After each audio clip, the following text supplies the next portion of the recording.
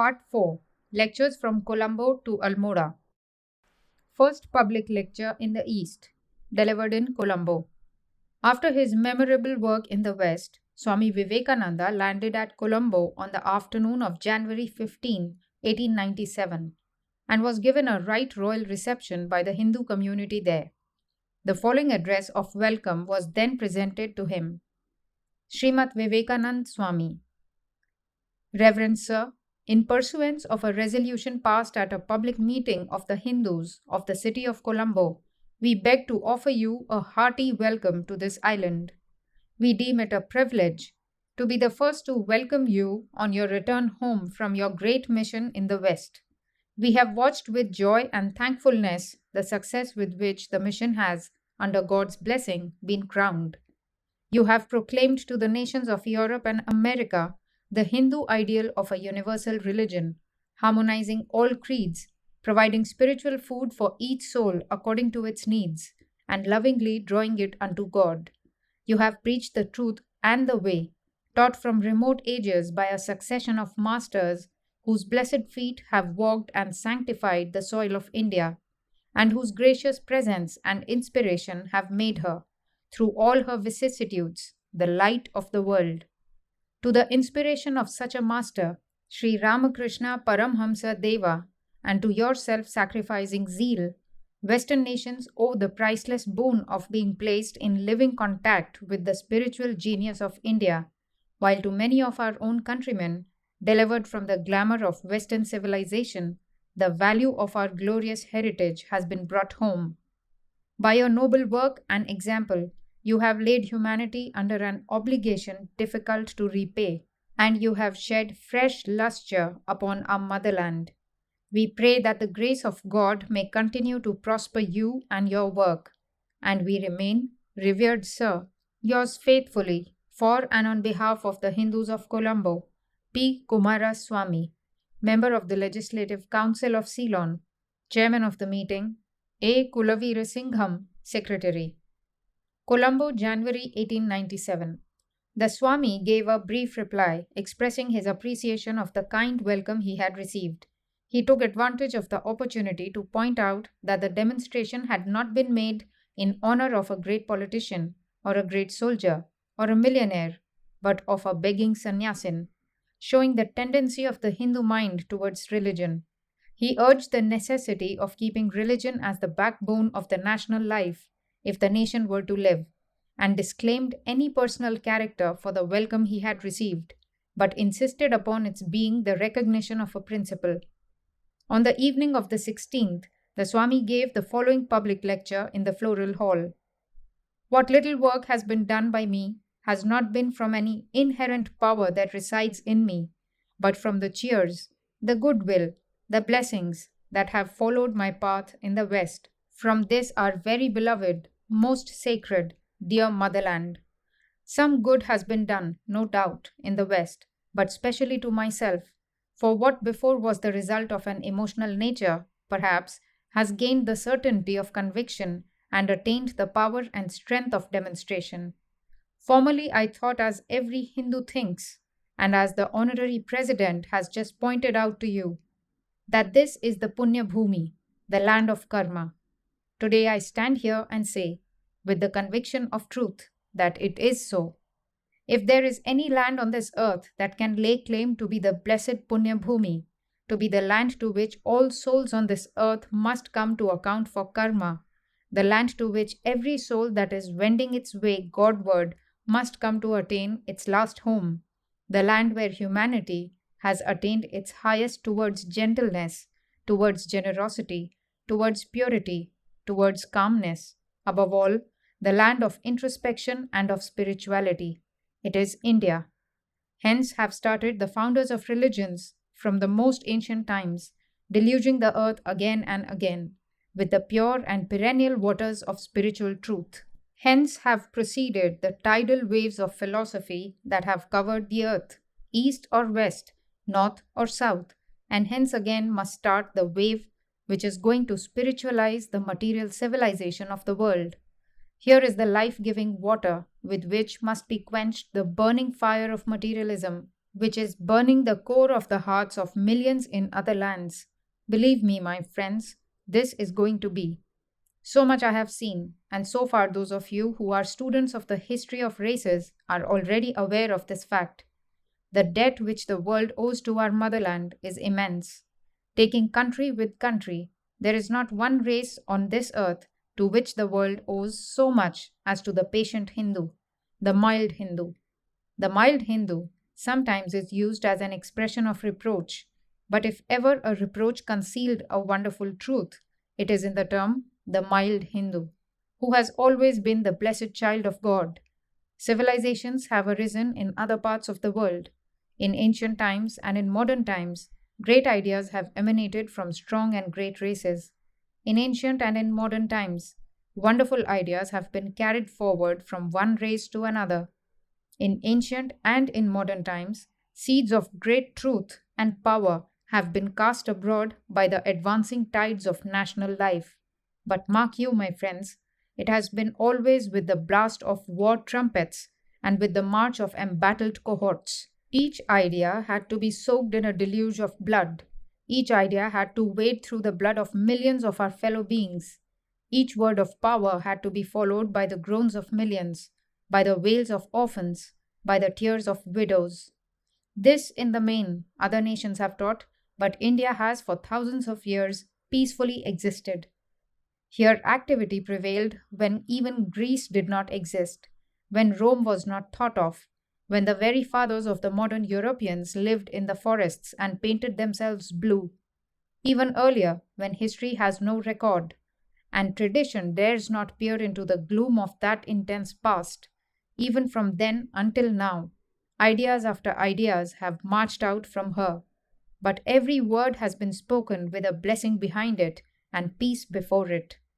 We, of all nations of the world, have never been a conquering race, and that blessing is on our head, and therefore we live.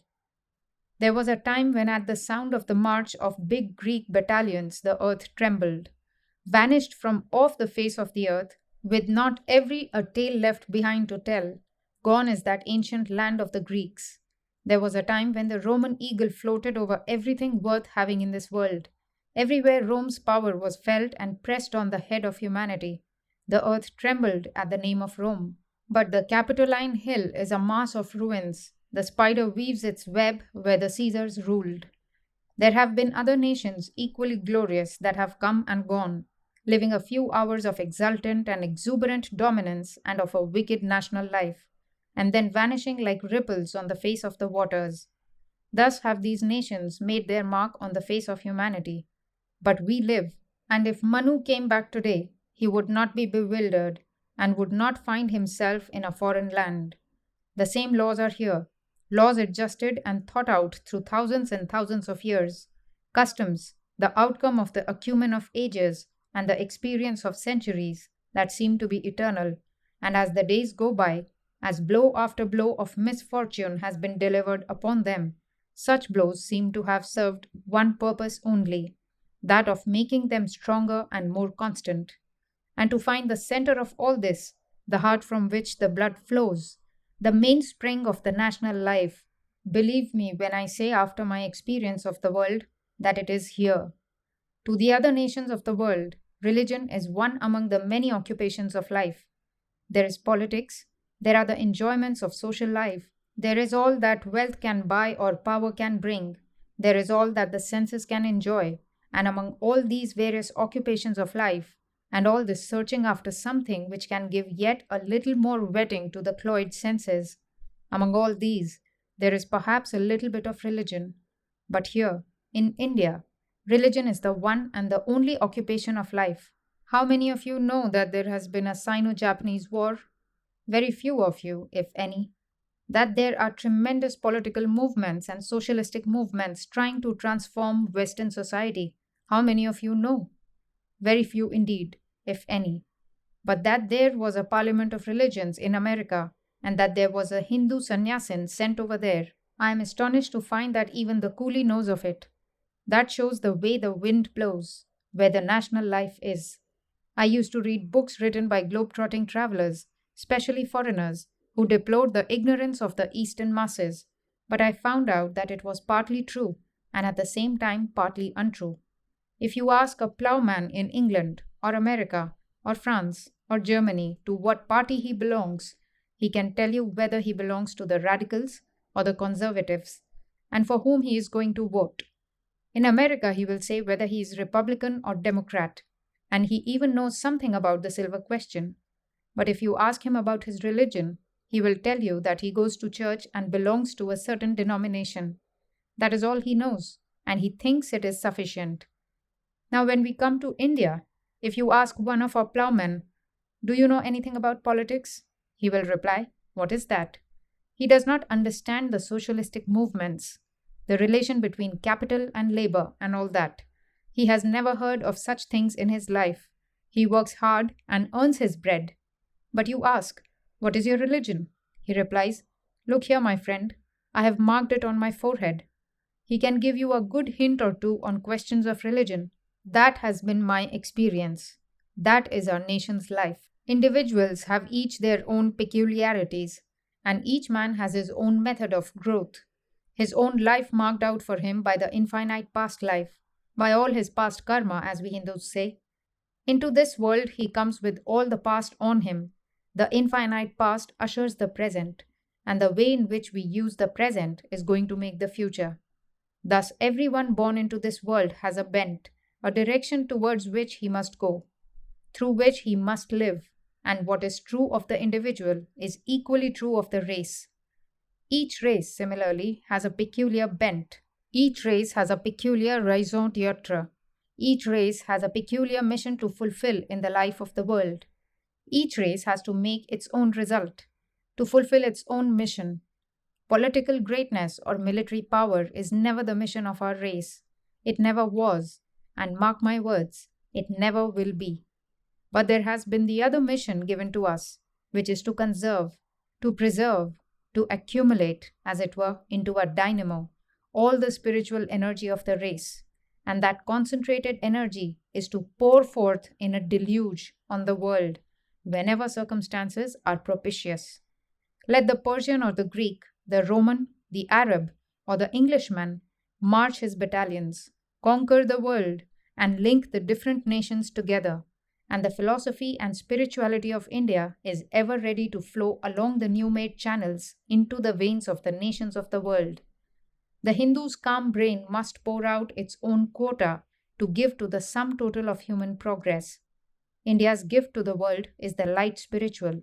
Thus, in the past, we read in history that whenever there arose a great conquering nation uniting the different races of the world, binding India with the other races, taking her out, as it were, from her loneliness and from her aloofness from the rest of the world, into which she again and again cast herself, that whenever such a state has been brought about, the result has been the flooding of the world with Indian spiritual ideas.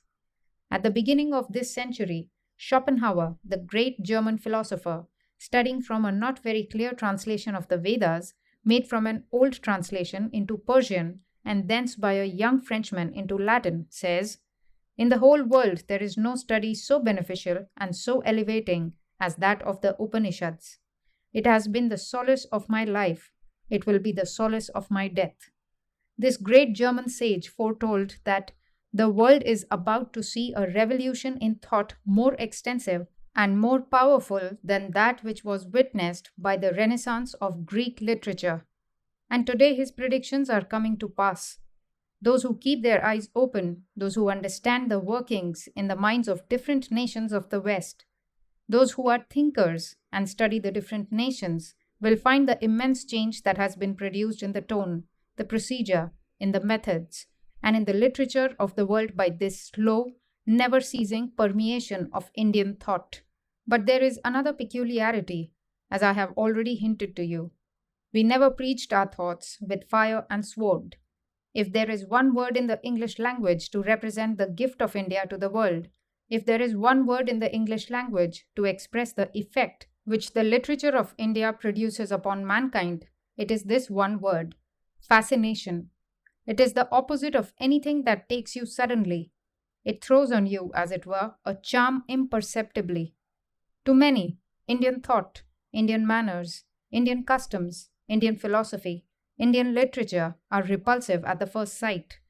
But let them persevere, let them read, let them become familiar with the great principles underlying these ideas, and it is 99 to 1 that the charm will come over them and fascination will be the result. Slow and silent, as the gentle dew that falls in the morning, unseen and unheard, yet producing a most tremendous result, has been the work of the calm, patient, all suffering spiritual race upon the world of thought. Once more, history is going to repeat itself. For today, under the blasting light of modern science, when old and apparently strong and invulnerable beliefs have been shattered to their very foundations, when special claims laid to the allegiance of mankind by different sects have been all blown into atoms and have vanished into air, when the sledgehammer blows of modern antiquarian researchers are pulverizing like masses of porcelain all sorts of antiquated orthodoxies, when religion in the West is only in the hands of the ignorant, and the knowing ones look down with scorn upon anything belonging to religion, here comes to the fore the philosophy of India, which displays the highest religious aspirations of the Indian mind, where the grandest philosophical facts have been the practical spirituality of the people. This, naturally, is coming to the rescue. The idea of the oneness of all, the infinite, the idea of the impersonal, the wonderful idea of the eternal soul of man, of the unbroken continuity in the march of beings, and the infinity of the universe. The old sects looked upon the world as a little mud puddle and thought that time began but the other day. It was there in our old books, and only there that the grand idea of the infinite range of time, space, and causation, and above all, the infinite glory of the spirit of man, governed all the search for religion. When the modern tremendous theories of evolution and conservation of energy and so forth are dealing death blows to all sorts of crude theologies, what can hold any more the allegiance of cultured humanity but the most wonderful, convincing, broadening, and ennobling ideas that can be found only in that most marvelous product of the soul of man, the wonderful voice of God, the Vedanta. At the same time, I must remark that what I mean by a religion working upon the nations outside of India comprises only the principles, the background, the foundation upon which that religion is built. The detailed workings, the minute points which have been worked out through centuries of social necessity, little ratiocinations about manners and customs and social well-being, do not rightly find a place in the category of religion. We know that in our books a clear distinction is made between two sets of truths. The one set is that which abides forever, being built upon the nature of man, the nature of the soul's relation to God, the nature of God, perfection, and so on. There are also the principles of cosmology, of the infinitude of creation, or more correctly speaking, projection, the wonderful law of cyclical procession, and so on. These are the eternal principles founded upon the universal laws in nature. The other set comprises the minor laws which guided the working of our everyday life. They belong more properly to the Puranas, to the Smritis, and not to the Shrutis. These have nothing to do with the other principles. Even in our own nation, these minor laws have been changing all the time. Customs of one age, of one yuga, have not been the customs of another, and as yuga comes after yuga, they will still have to change. Great rishis will appear and lead us to customs and manners that are suited to new environments. The great principles underlying all this wonderful, infinite, ennobling, expansive view of man and God and the world have been produced in India. In India alone, man has not stood up to fight for a little tribal god, saying, "My God is true and yours is not true. Let us have a good fight over it." It was only here that such ideas did not occur as fighting for little gods. These great underlying principles, being based upon the eternal nature of man, are as potent today for working for the good of the human race as they were thousands of years ago, and they will remain so long as this earth remains, so long as the law of karma remains, so long as we are born as individuals and have to work out our own destiny by our individual power.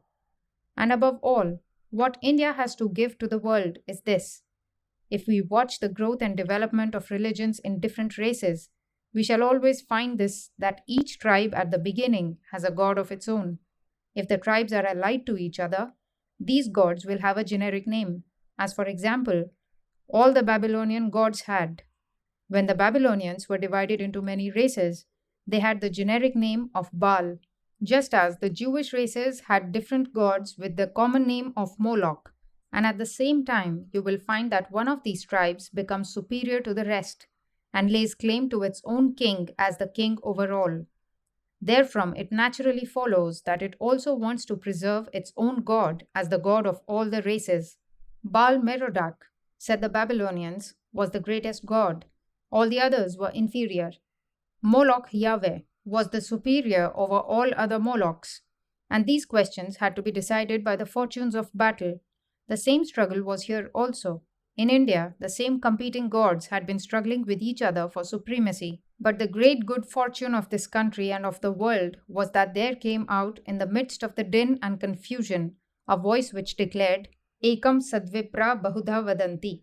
That which exists is one. Sages call it by various names. It is not that Shiva is superior to Vishnu, not that Vishnu is everything and Shiva is nothing, but it is the same one whom you call either Shiva or Vishnu or by 100 other names. The names are different, but it is the same one. The whole history of India you may read in these few words. The whole history has been a repetition in massive language, with tremendous power, of that one central doctrine. It was repeated in the land till it had entered into the blood of the nation, till it began to tingle with every drop of blood that flowed in its veins, till it became one with the life, part and parcel of the material of which it was composed, and thus the land was transmuted into the most wonderful land of toleration, giving the right to welcome the various religions as well as all sects into the old mother country. And herein is the explanation of the most remarkable phenomenon that is only witnessed here. All the various sects, apparently hopelessly contradictory, yet living in such harmony. You may be a dualist, and I may be a monist.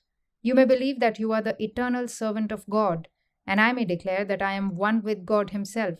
Yet, both of us are good Hindus. How is that possible? Read then. Ekam Sadvipra Bahudha Vadanti. That which exists is one. Sages call it by various names. Above all others, my countrymen, this is the one grand truth that we have to teach to the world. Even the most educated people of other countries turn up their noses at an angle of 45 degrees and call our religion idolatry. I have seen that, and they never stopped to think what a mass of superstition there was in their own heads. It is still so everywhere, this tremendous sectarianism, the low narrowness of the mind. The thing which a man has is the only thing worth having. The only life worth living is his own little life of dollar worship and mammon worship. The only little possession worth having is his own property and nothing else. If he can manufacture a little clay nonsense or invent a machine, that is to be admired beyond the greatest possessions. That is the case over the whole world in spite of education and learning. But education has yet to be in the world, and civilization. Civilization has begun nowhere yet. 99.9% of the human race are more or less savages even now. We may read of these things in books, and we hear of toleration in religion and all that, but very little of it is there yet in the world. Take my experience for that. 99% do not even think of it. There is tremendous religious persecution yet in every country in which I have been, and the same old objections are raised against learning anything new. The little toleration that is in the world, the little sympathy that is yet in the world for religious thought, is practically here in the land of the Aryan and nowhere else. It is here that Indians build temples for Mohammedans and Christians, nowhere else. If you go to other countries and ask Mohammedans or people of other religions to build a temple for you, see how they will help. They will instead try to break down your temple and you too, if they can. The one great lesson, therefore, that the world wants most, that the world has yet to learn from India, is the idea not only of toleration, but of sympathy. Well has it been said in the Mahimna Stotra, as the different rivers, taking their start from different mountains, running straight or crooked, at last come unto the ocean. So, O Shiva, the different paths which men take through different tendencies, various though they appear, crooked or straight, all lead unto thee. Though they may take various roads, all are on the way. Some may run a little crooked, others may run straight, but at last they will all come unto the Lord, the One. Then and then alone is your bhakti of Shiva complete when you not only see him in the linga, but you see him everywhere. He is the sage. He is the lover of Hari, who sees Hari in everything and in everyone. If you are a real lover of Shiva, you must see him in everything and in everyone.